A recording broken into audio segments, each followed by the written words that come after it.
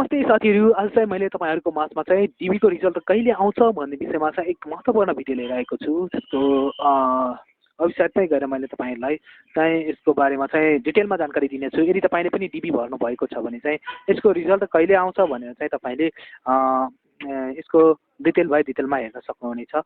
मैले तपाईँलाई यसको बारेमा जानकारी दिन गइरहेको छु। यो भिडियोलाई चाहिँ अन्तिमसम्म हेर्नुहोला, स्टेप बाई स्टेप हेर्नुहोला। यसको वेबसाइटमा तपाईँले सम्पूर्ण जानकारीहरू पाउन सक्नुहुनेछ। मैले यसमै गएर चाहिँ तपाईँलाई देखाउन गइरहेको छु। जुन डिबी लटरीको रिजल्ट आयो भनेपछि पनि तपाईँले रिजल्ट कसरी हेर्न सकिँदो रहेछ भन्ने कुराको अहिले नै तपाईँले जानकारी पाउन सक्नुहुनेछ। मैले यसमा चाहिँ यसको जुन डिबी लटरीकै वेबसाइटमा गएर चाहिँ तपाईँलाई देखाउन गइरहेको छु। यो भिडियोलाई चाहिँ अन्तिमसम्म हेर्नुहोला साथीहरू। मैले चाहिँ कुनै पनि एउटा ब्राउजर खोलेको छु, तपाईँले पनि कुनै पनि ब्राउजर खोल्नु होला र मैले यहाँ चाहिँ एउटा लिङ्क जुन डिबी लटरीको छ, DB lottery programme state gov.applications.apex.com भनेको छ। यस वेबसाइटलाई चाहिँ मैले यसमा पेस्ट गरेर इन्टर गरेँ। तपाईँले पनि यसको वेबसाइट मैले डिस्क्रिप्सनमा राखिदिनेछु, त्यहाँ गएर चाहिँ सजिलै खोल्न सक्नुहुनेछ।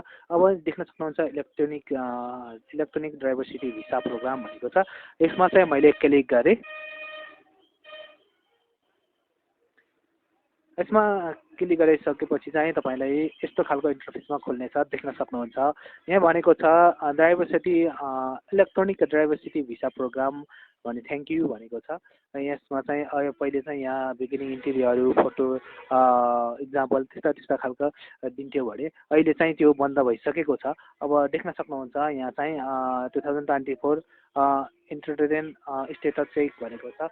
यसको बारेमा चाहिँ तपाईँलाई पक्कै पनि थाहा छ, हामी नेपालीहरूको अलि इङ्ग्लिस कमजोर नै हुने गर्छ।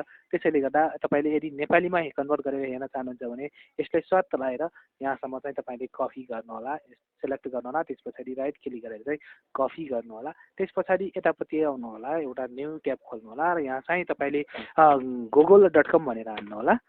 यसरी google.com हान्नुहोला। मेरो नेट अलिक स्लो छ साथीहरू।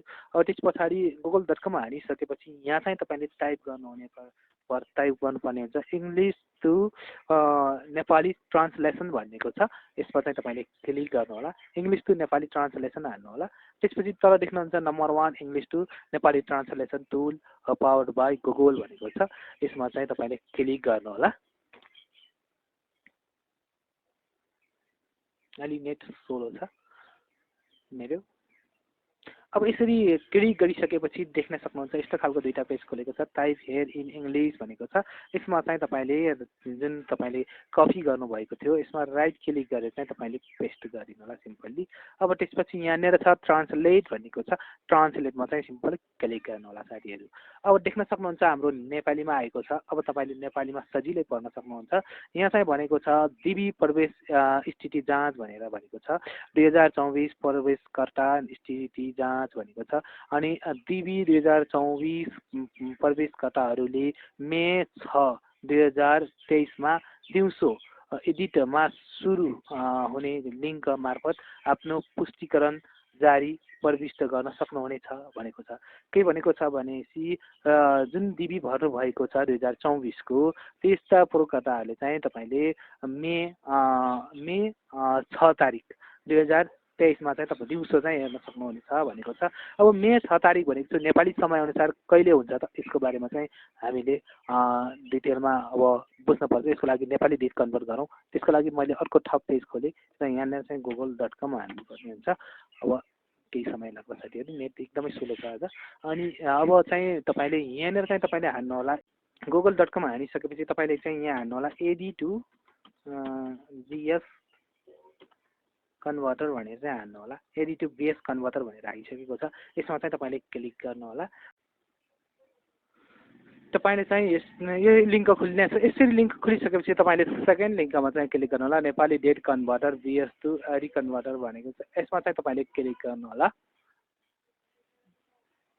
यसमा क्लिक गरिसकेपछि चाहिँ तपाईँले देख्न सक्नुहुन्छ यहाँनिर चाहिँ हाम्रो पेज खुलेको छ।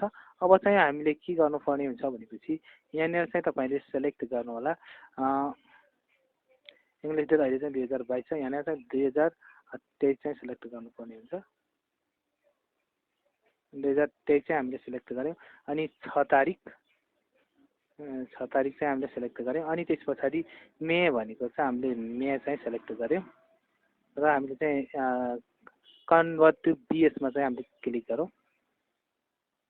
देख्न सक्नुहुन्छ हामीले कन्भर्ट गरिसकेका छौँ। देख्न सक्नुहुन्छ एडी टु एडी डेट भनेको छ 2023 मे 6 तारिक भनेको छ, जसलाई चाहिँ हामीले नेपाली समयअनुसार बेस्ट 2080 साल 1 महिना 23 गते चाहिँ हाम्रो एडिबीको रिजल्ट चाहिँ प्रकाशित हुनेछ, जसको दिउँसो चाहिँ हामीले चाहिँ हेर्न सक्छौँ वैशाख 2080 साल वैशाख 23 गते चाहिँ हामीले यसको रिजल्ट चाहिँ हामीले हेर्न सक्छौँ। 2080 साल 1 महिना 23 गते भनेको छ, वैशाख 23 गते चाहिँ यसको रिजल्ट जुन चाहिँ हाम्रो शनिबार पर्नेछ नेपाली समयअनुसार चाहिँ हामीले शनिबारको दिन दिउँसो चाहिँ हाम्रो डिबीको रिजल्ट चाहिँ प्रकाशित हुनेछ। यसरी चाहिँ डिबीको रिजल्ट चाहिँ सजिलै हेर्न सक्नेछौँ साथीहरू। हस्त साथीहरू, तपाईँलाई आजको भिडियो चाहिँ कस्तो लाग्यो, कृपया जस्तो लाग्यो त्यस्तै सल्लाह सुझाव र प्रतिक्रिया लेखी हाम्रो कमेन्ट बक्समा छोड्न भने नभुल्नुहोला।